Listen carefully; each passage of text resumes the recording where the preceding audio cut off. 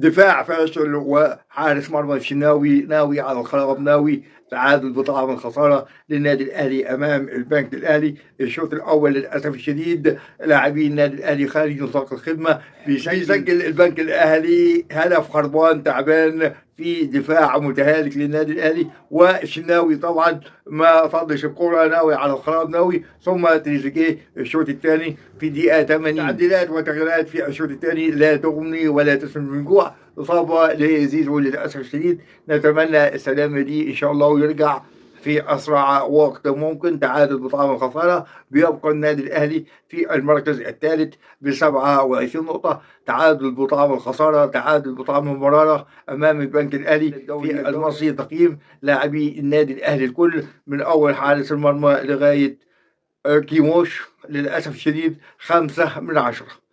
تقييم متدني جدا للاعبين النادي الاهلي للاسف الشديد. علامه استفهام. اكتب في الكومنتات عن اسباب تردي المستوى الفني للاعبين النادي الاهلي في هذه المباراه.